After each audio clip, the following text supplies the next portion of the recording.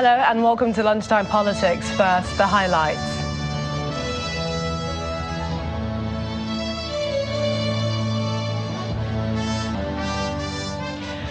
"904 Nigerians from the Aswan border in Egypt face 10-hour delay following what appears to be a breach in evacuation guidelines by Egyptian authorities.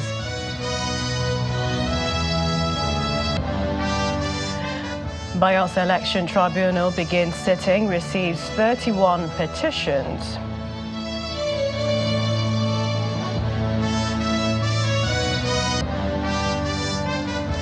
Kwara State Government inaugurates State Independent Electoral Commission ahead of local government election.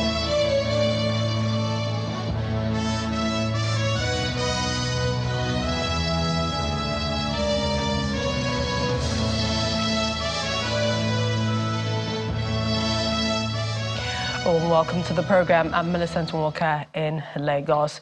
We begin outside our shores to what we are learning at the moment concerning the evacuation of Nigerians stranded in Sudan or along the borders, as more families are expected to arrive at the nation's capital today.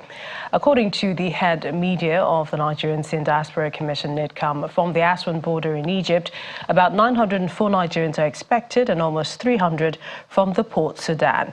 The Diaspora Agency also shared pictures of the first set of 125 female evacuees who already boarded the TACO flight en route to Nigeria.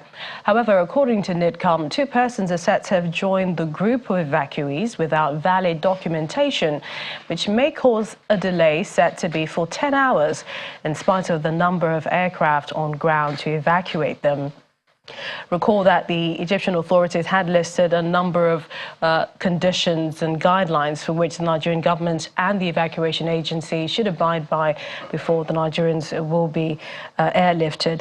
The Nigerian Airlines of Air Peace, Asman, Max Air, are in charge of evacuating all Nigerians who are fleeing the fighting in the North African country, as well as TACO Aviation from Port Sudan. Yesterday, 370 Nigerian students were evacuated from the Aswan airport in Egypt, with the Minister of Humanitarian Affairs, the NIDCOM CEO, the Director General of NEMA, all on ground to receive the first batch of students.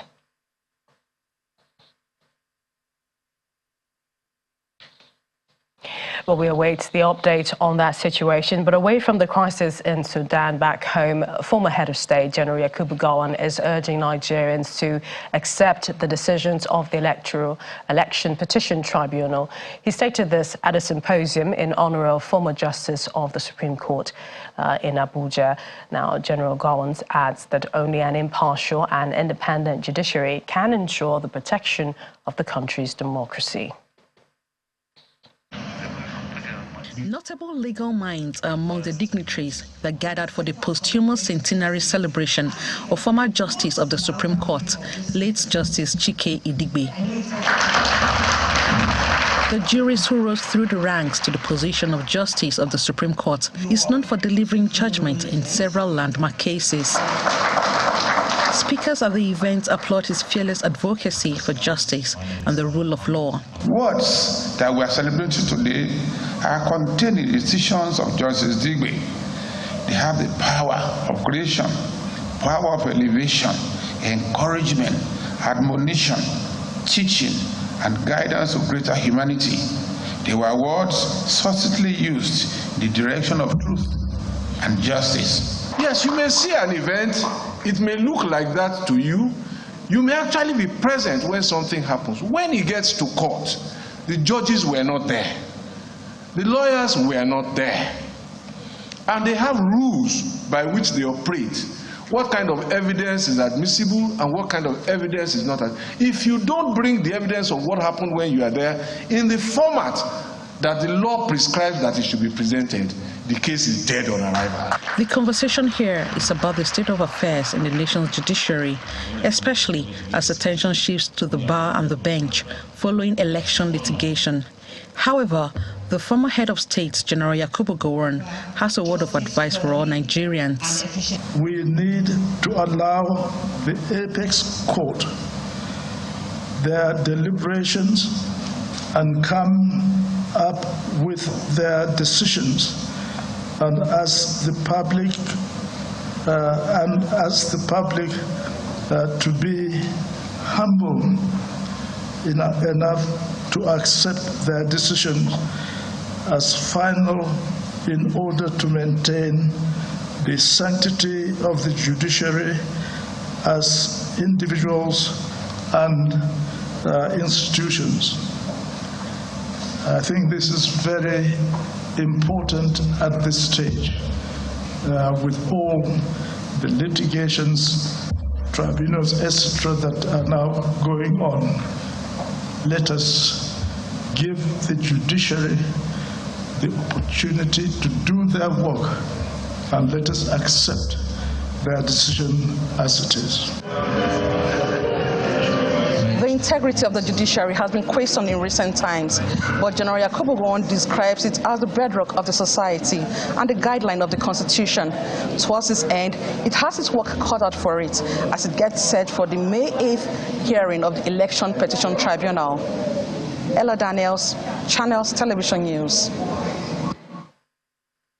In the meantime, 31 petitions have been filed before the Bayelsa Election Petition Tribunal, which began sitting in Yenagoa yesterday.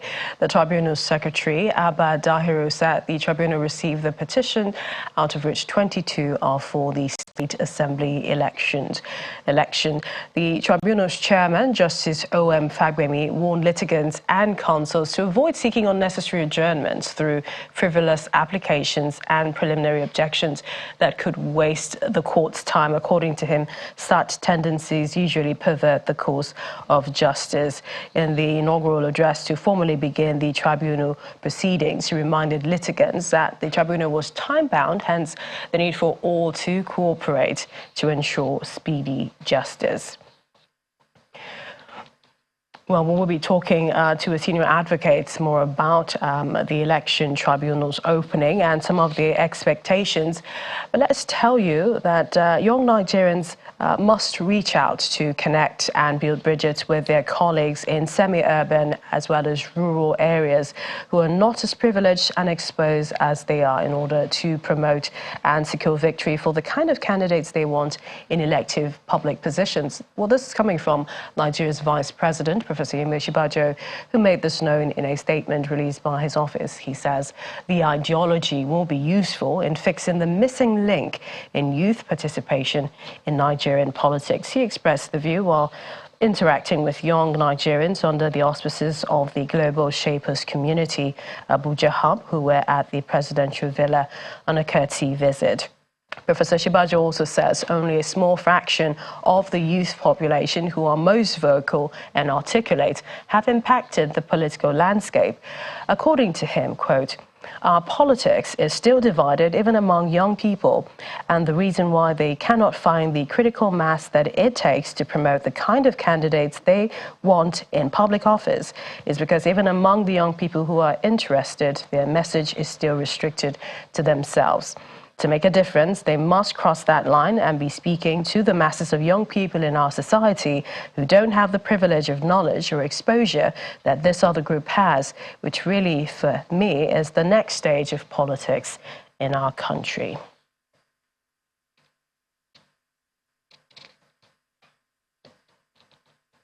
Let's move to talk about the Election Tribunal's opening. Joining me virtually is a senior advocate of Nigeria, Matthew Booker. Thank you and welcome to the program. Thank you, Millicent. All right. Election petitions have started springing up in different states as well as the nation's capital. On the question of time, how much time do they have to wrap up the cases? Because, you know, they are time-bound and by their nature peculiar from, you know, other court proceedings. Well, thank you for having me on this one. Since 2011, there have been a major amendment to issues of it. So every election petition tribunal has 180 days from date of the filing of the petition to filing to hearing, taking of witnesses, judgment, everything. Well, some have said, for example, for the Presidential Election Tribunal fixed for May 8 for hearing of the petitions, that it should be concluded before May 29th swearing in. Is that achievable? No, it's not achievable. It's straight up. I mean, not achievable at all. If you look at the provisions of the Electoral Act, the petitioner has 21 days to file his petition. The respondents have 21 days each to file their response after being served. The petitioner has another 14 days to file a reply to respondents' defense. Now, after that, you go to a period of hearing session, and then you take witnesses and before the court will leave the judgment. So it is practically impossible to examine all of this within the short period that we're talking about. I mean, before May 29th, and then deal with another that will arrive later, in which the Court of Appeal will have 60 days after the filing of the notice to examine that.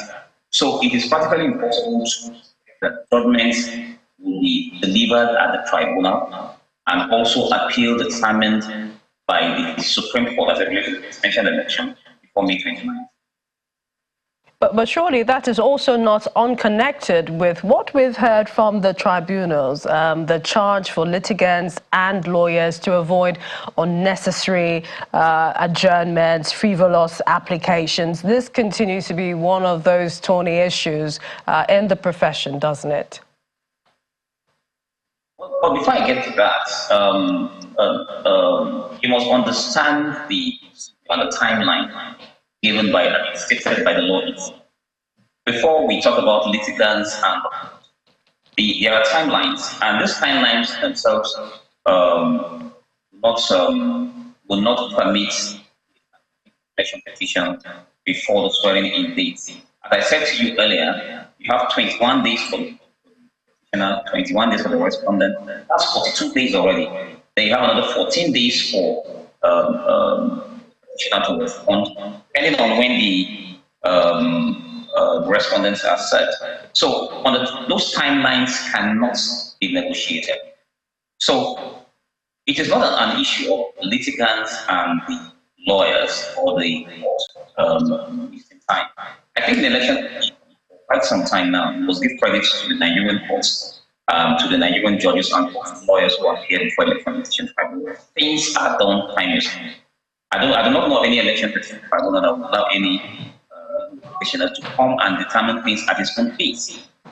In fact, most Election Petition Tribunal will give you this without even having you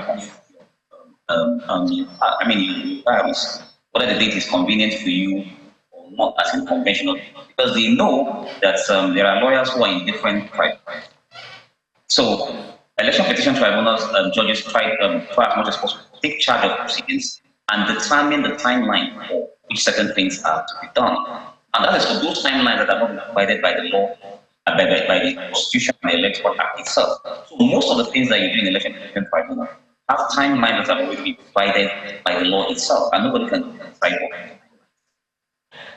And, you know, this is also something that we see when it comes to these cases before the court's tribunal. But for this case, I mean, the election petition tribunals, that is, we're almost, it appears almost everyone, even the winners, are going to court to contest one thing or the other. But for the people who are the spectators, they'll be watching the processes. Do you think there's still faith in the judicial process as the last hope of the common man? Well, as it appears now, the judiciary is not only the last of one man, but the last of every man, of every individual. Because even the strong now rushes to fall for the election. So the president-elect is involved and expects to get justice from the court. Peter Obi is involved, but they all expect justice from the court. So it is the last of everyone. Now, you said something, I'm trying to recall last thing you said about timeline on the election. You asked a question, I'm trying to recall that issue. Maybe if you just give me a heads up on that. You asked a question, follow-up question to that, I've forgotten that. But I think that if I get your question correctly, as it relates to the judiciary being the last hope of the common man? Yeah, but I've sent you asked a question before that.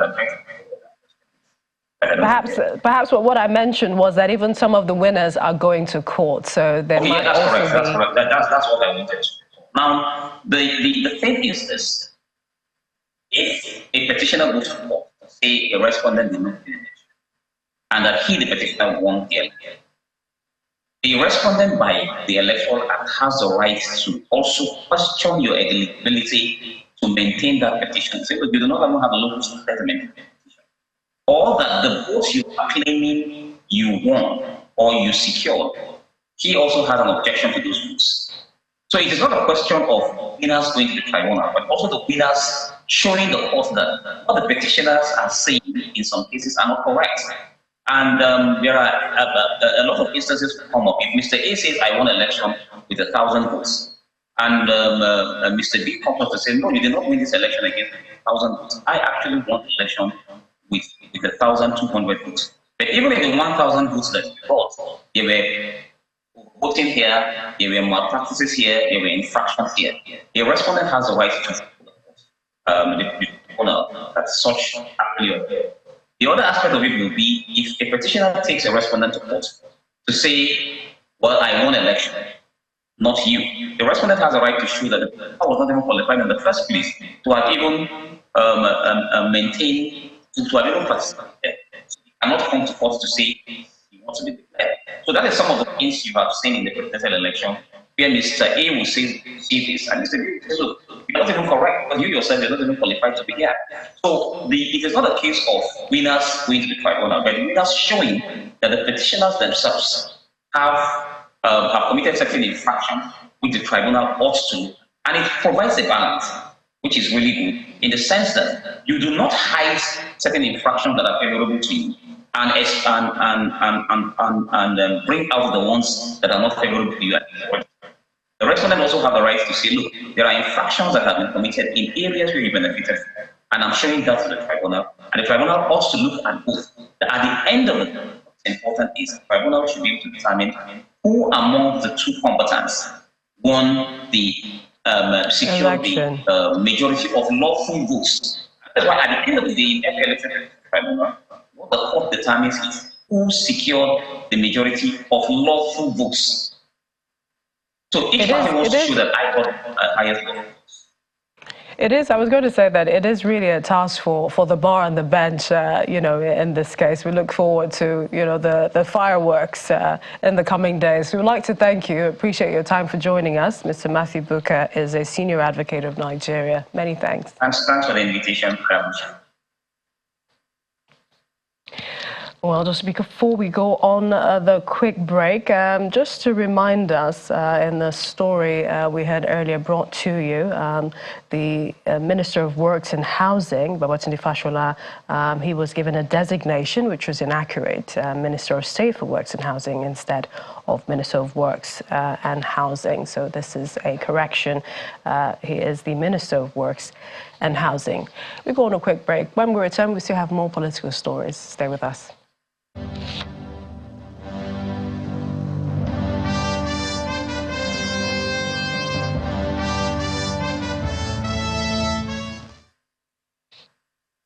Welcome back. The concern over the delay in full operationalization of Nigeria's switchover from analog to digital broadcasting is perhaps giving rise to more issues as the Broadcasting Organization of Nigeria, BON, is raising alarm over the planned sale of the 600 megahertz spectrum band.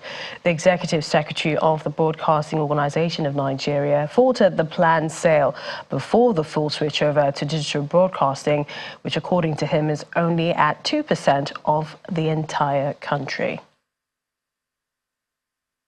Sold 700 megas, 800 megas. Now they are coming back to sell the 600 megas. So it isn't that BON has been very quiet about it. Bond has actually been making, those agencies responsible for the management of broadcasting in Nigeria to know what was cooking. And now that they thought that having sold the 800 and 700, they can now come back to sell 600. So Bond has been making noise about it. And let me tell you, it is not even about the vacation of the 600 megahertz. The negative consequences is even more. For example, no station in Nigeria today that is operating on high definition. I know that there are so many stations that can meet with international best practices in terms of technical. But because the frequencies are allocated based on the sale of those, the 800 and 700, they have compressed stations into a limited spectrum, whereby it is very difficult even to move to higher definition, not to talk of ultra higher definition. For example, many of when you compare our own signals, the picture, the qualities, the technical qualities of what we are beaming out in Nigeria with some other areas, countries where they have achieved a digitization, where they allowed their spectrum for broadcasting, you see that there's a big difference in the technical qualities of what we are pushing out, because we are still on standard deviation, not even on higher definition. So, which means even compressing, moving them gradually will limit the quality of television programming in Nigeria. Bond is only fighting for everybody, not even for the broadcast sector. The sale of that megahertz, 600 megahertz, will affect even churches and mosques and even the entertainment industry. Anyone that is using wireless microphone will be affected. There will be distortions, there will be interference, even if they ask them to cohabit. So negatively, it will affect the entire country. We were speaking earlier on our breakfast program, Sunrise Daily. Let's go over to Imo State, where the government says through its Imo digital economy agenda, it has set the motion in place to produce at least 500 billionaires under the age of 35 years old between 2022 and 2026. The Imo State Governor, Hope Uzodinma, disclosed this while flagging off the second phase of the Scale Up Imo project for youths in Imo at the Dan Anyam Stadium in Owerri, the state capital. According to the governor, the Scale Up Imo project is designed to infuse Imo youth into the 21st century digital world, with the overall objective training a minimum of 300,000 Imo youth in digital skills and digital revolution within a space of 3 years.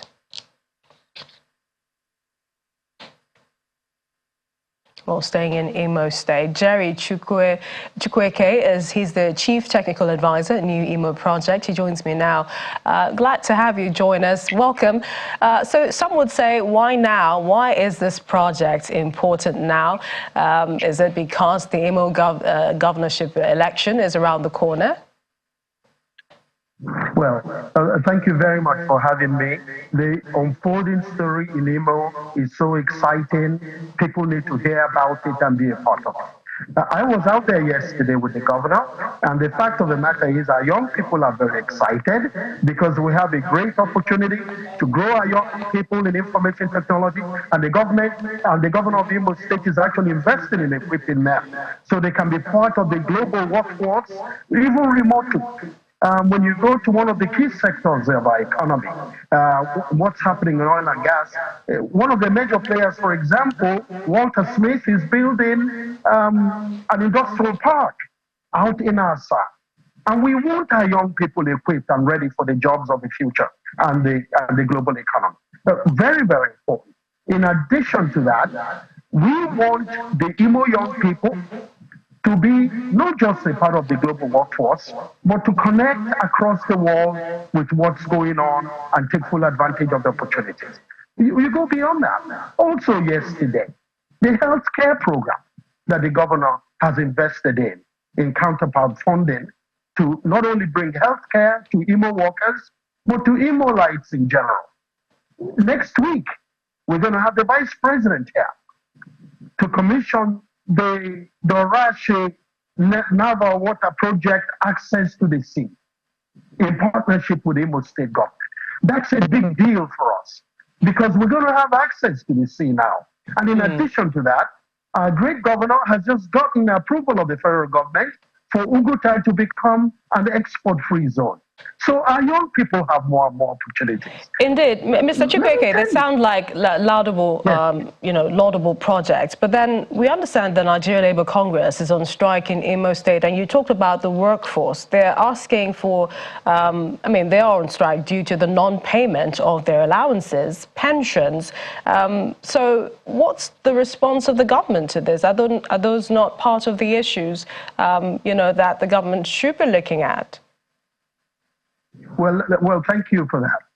That is really a misunderstood issue, and I want to take the propaganda out of it. What's really happening is that the Labour Congress in Imo State has two factions, and our government and our governor is interested in the two factions being reconciled. So we have unison and everybody working together. Little to do with any pensions and salaries. This government is up to date with its payments. What transpired in the past was a verification of exercise to ensure that we didn't have ghost workers, which has become a waste pipe. That's being sorted. The issue today is that the two factions need to be reconciled. The Imo Elders Council has intervened. I'm also a part of that to ensure that we reconcile the two groups of the two factions of the NLC so normalcy can return in that regard. It will get done.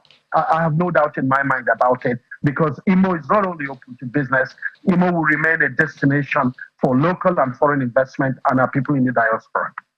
The Chief Technical Advisor, New Imo Project, Mr. Jerry Chukwueke, we will be talking to you in the future. We appreciate your time at this time. Thank you very much. Good to be here. Thank you. And finally, the Lagos State government has set up a 22-man inauguration committee to coordinate activities for the May 29 swearing-in ceremony of Governor Babajide Sanwo-Olu and Dr. Kadri Hamzat's second term in office. According to a statement released by the State Commissioner for Information and Strategy, the Chief of Staff to the Governor is the chairman of the committee, while a former Commissioner for Education in Lagos State will be the vice chairman. And that's our program for this Friday. Thank you for watching. I'm Melissa Ntumwoka. Enjoy the rest of the weekend.